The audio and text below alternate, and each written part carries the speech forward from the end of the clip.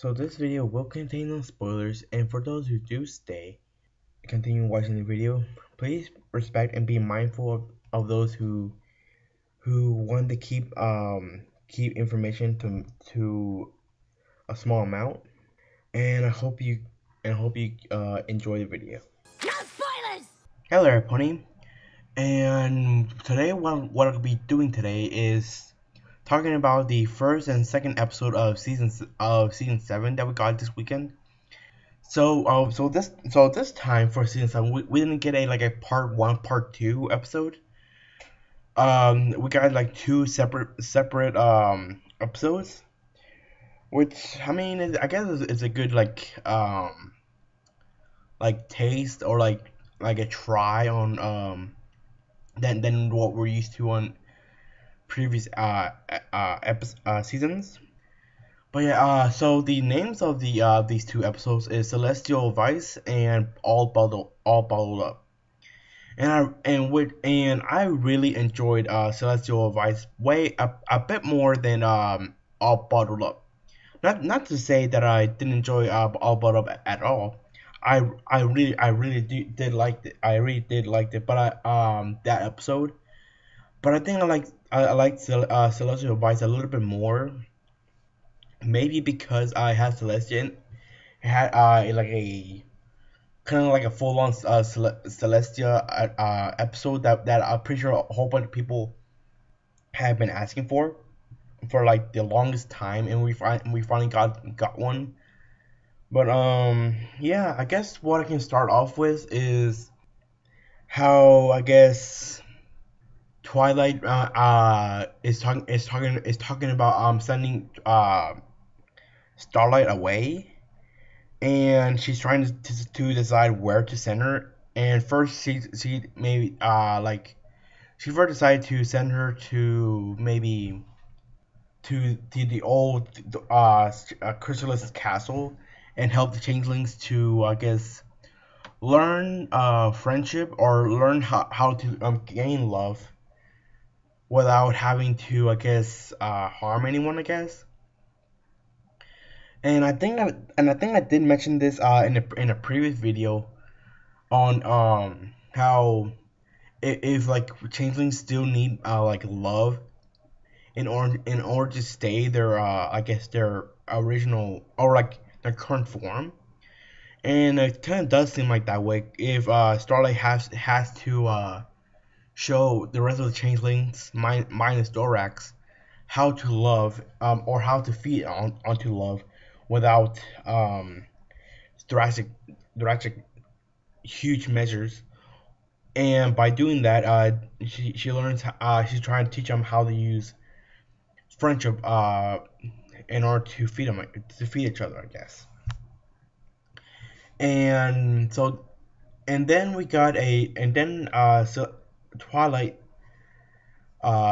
imagine Amber with Starlight, and like which that one was kind of like almost strange to me because okay, I may be wrong on this, but I don't think Starlight and Amber ever met exactly.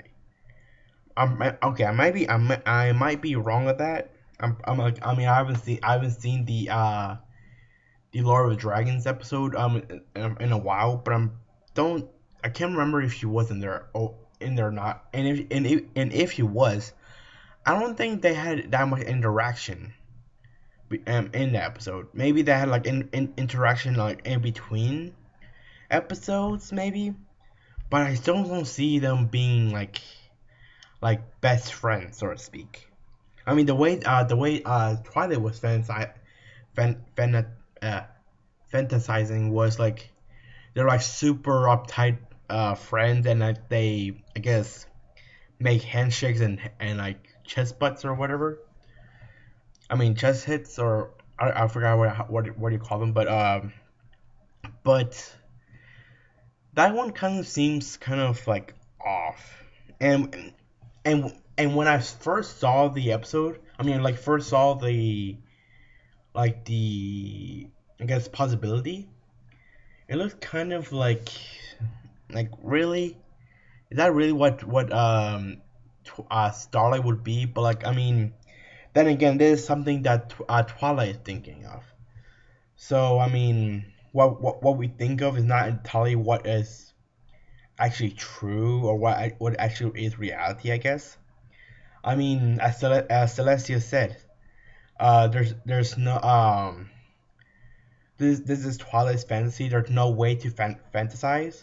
Which that quote right there is like probably like one of the most probably will be is going to be the most memorable line that Celestia will probably ever say. Even though this is the first Celestia episode, I still think it probably one of her most best lines because I could just imagine like so many like probably like memes and like fan art just for her saying that, and that is kind of like almost true too. That your I guess your fantasies are your own thing.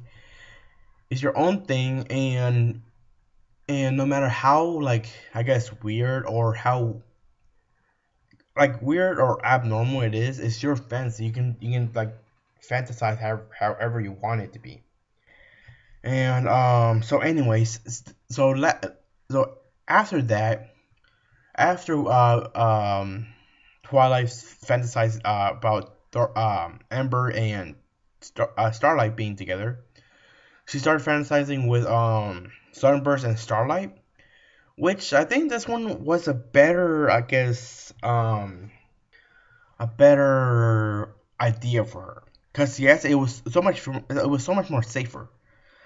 But I mean, Starlight does have that constant thing she does like she always tries to mix different type of magic or different type of spells in order to make something great or powerful.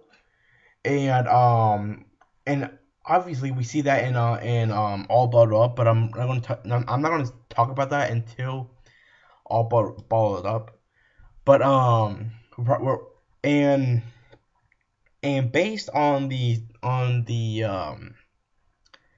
fantasy that Twilight had, it obviously showed that magic circle thing that we got in a preview, and I really thought it was going to be like another time travel thing, like another time loop thing, and it kind of was, but at the same time it wasn't, because I mean the fantasize was that they combined like three different spells in order to bring back something that was lost a long time ago, or according to what Sunburst said, and and I guess it was kind of sort of a time spell, but it wasn't like the main focus.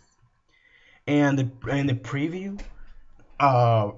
the preview for it was like more like I really thought I really thought it was like about it's gonna be like a magic or like not magic like time magic thing situation, but I guess not. But what it did said was that maybe this like I'm like if you guys did remember or if you did see the review that I made, I mentioned that maybe what Twilight is seeing is not like either a future or a past of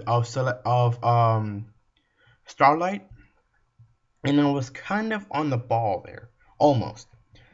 Kind of. I did mention that maybe this was like something that Twilight was seeing towards the future, and and it kind of was. So like I was saying, I was kind of like on the ball. I was kind of on the ball there, and this was like a like seeing the future for Starlight, cause like Twilight was trying to fantasize, uh, or trying to think what would happen if Twilight did send her to these places, and a lot of these places were pretty interesting, and as soon as that all that happened, Celestia started laughing like like a evil crazy man laughter. And that point, I was like I was the same way. The same way was when Twilight was before they cut it off and they went to commercials. I was like, wait, what? Why is Celestia laughing? Why is Celestia laughing out of all things? Where like it's like one of the most sensitive parts right now, and we didn't get that until the commercials were done, and and then we were back, and that was kind of like okay. I mean, I wasn't too harsh on judging. Plus, I was kind of was kind of expecting that Celestia was gonna give her like some sort of advice that she was like she was in that she was in that spot before or something like that. Because I've kind of seen that kind of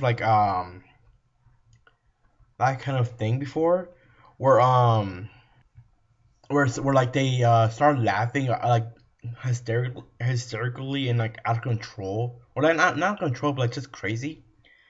And then they explain that they've been there before or something like that. I've seen a few like that before. And and then we got the part that I like enjoyed the most. I like where Celestia was telling Twilight that she was the way she was acting or feeling was the same way that Celestia was when she sent Twilight away. And I really enjoy that. I really did.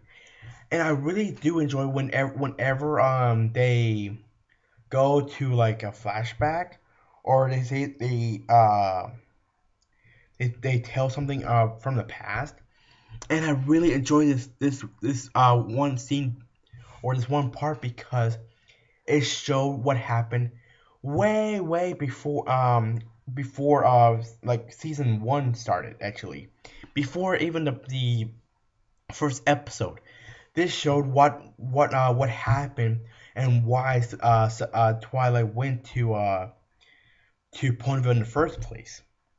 And I really liked how Celestia was in that moment of like thinking, and then she looked at the moon where Nightmare Moon or Luna was still like, I guess, banished from. And I guess that moment on, she realized that maybe Twilight can help uh free Nightmare Moon, maybe. Not really sure, but I really do like that feeling like Celestia Celestia has been there before. That where she has to give away, or not give away, but like unlike banish or give her away, even though it's like one of the hardest things she ever had to do. I think obviously Celestia's been there before, and I really did enjoy that. And there are some parts that were like kind of like hilarious, especially the ending in the beginning or kind of in the beginning where Pinkie Pie like pulls out to the rope, and like every like a whole party setup just falls from the sky. Like, okay, I like that's totally Pinkie Pie. And then towards the end, we're like actually at the end, where Pinkie brings out this giant vacuum and sucks up every single like party decoration and table and everything. I'm like, yes, yes, we need like even though it wasn't necessary or needed, it was still enjoyable because like without Pinkie Pie, what's with Alma P without it? But still, and I've also liked how Spike was that like voice of reason, but still wasn't like being paid attention to, cause Spike kept telling Twilight that this wouldn't happen, and obviously it probably wouldn't. But again, this is like Twilight Starlight we're talking about. That like probably one of the more ponies to use magic, but but still have like a broad knowing of magic and spells that she'd probably be able to like escape her way out, and probably and maybe find her own way in solving the problem, because obviously because we've seen plenty of times where Celestia leaves like Twilight alone and figure out her own problems, figure out her own like mistakes, and if things do go wrong, it's like it like leave her Twilight there, not to intervene, cause cause it's super easy to go and help someone um where you want them to learn something, and it's super easy for that person to get involved and show them the proper way, but it's important for that person to learn on his or her own, because if you try to like be part of try to intervene every single time, they won't learn anything. And I think this is something that Celestia's try to teach Twilight also, that yes, things will happen. So there are things that can and will happen, but sometimes you have to let that happen, and sometimes you have to let that pony deal with it and try to solve the problem, because you can't be always be like looking over their shoulders and helping them. It's something that they have to learn. And yes, if they come in asking for you help or trying to get advice, they can always do that. I think that's it for celestial advice. There might be other things. There might be other things. Oh yeah, I love how everything that happened in this one episode, it all happened because of Discord. How Discord was like saying how exciting for Twilight and Starlight to be like this up high, and Discord was like trying to get Twilight to say or like think what would be Starlight's next path, I guess, because I mean she did like save Equestria like on her own, and she actually like did what she needed to do, and obviously friendship lessons aren't really a thing she needs to learn, and but again, I really did enjoy how all of this was just like a little bit of Discord's little like trickery advice, and and I think one of the more enjoyable ones were like where Luna had tried to put the necklace around this thorax antlers, and like and Pinkie Pie and Rary were like almost there, almost there, nope, nope, not just right, and perfect. I'm like, I wonder how did they get how were they able to get the necklace around him, and then Luna gave that look to Celestia, that look of saying, well, it's done. What's done is done. I got it on, and that's all that matters.